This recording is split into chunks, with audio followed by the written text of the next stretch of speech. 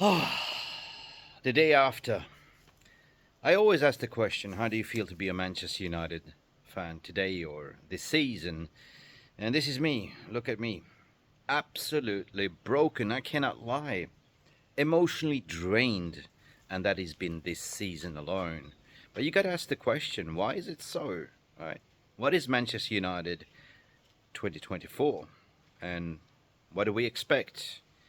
Well, for me, United is like this old, McLaren car, 10 years old.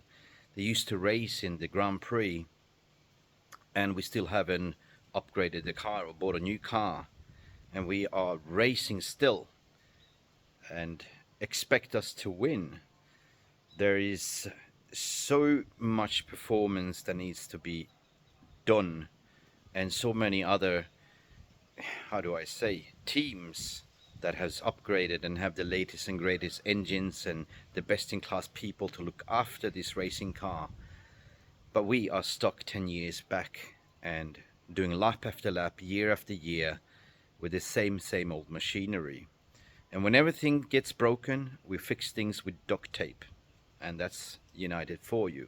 So yesterday's result, to be real, what did you expect? It's expected, right? Yeah, we got a little bit of a, wind for in a bounce. The old lady, all of a sudden got some rocket fuel in them. But then again, we're back on fixing duct tape, again. Rusty parts, no spare parts to replace, no supply, and high demand. And high demand, especially from the fan base. Right. That's a quite good analogy when you look at it. But what do you expect, actually? You can look at it in the January window, and I called it out to say, look, you know what? We try to compete, but we actually selling our spare parts or loaning them out to the competitors and expect us still to race and win.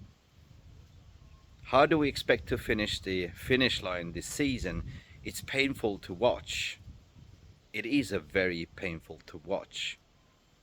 In order to save money, you got to put out what you got. And I said it, Ten Hag has to play with what he's got and finesse it.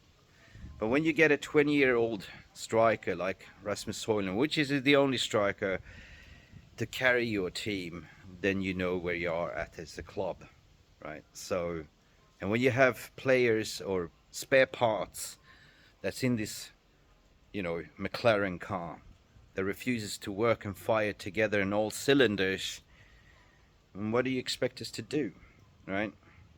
Yesterday we were racing Fulham and at our home turf, and we lined up with a back four that is a dinosaur junior park in a certain sense. There's no speed, no pace, and we got stuck in first gear, almost in reverse. If you're comparing that analogy, we never get going, and the midfield is supposed to be the engine, and the engine was not really contributing.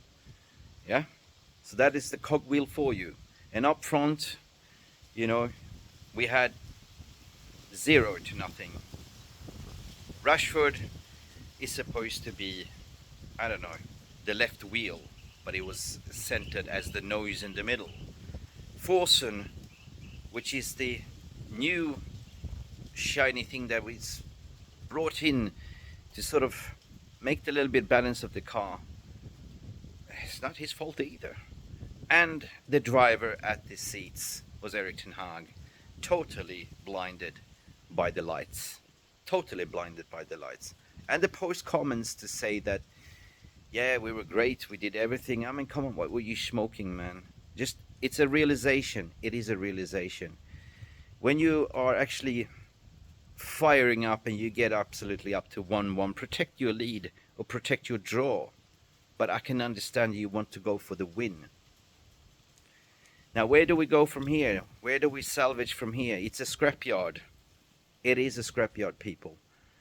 There's 11 races left to go, or 12, in the Grand Prix so-called Premier League. And we are dreading because we're facing Manchester City away, right? So many spare parts missing and how do we duct tape this one?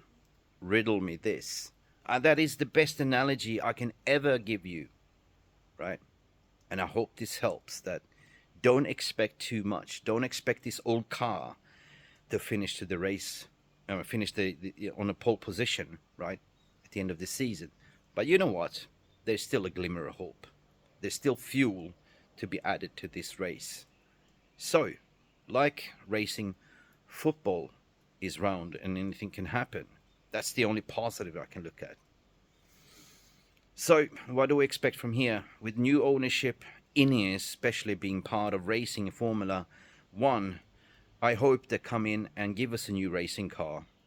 Performance management, the entire pit stop should be revamped. The backroom staff, the players, new engine, new cogwheels. And that is what we can expect as a fans. I'm sorry for this performance yesterday.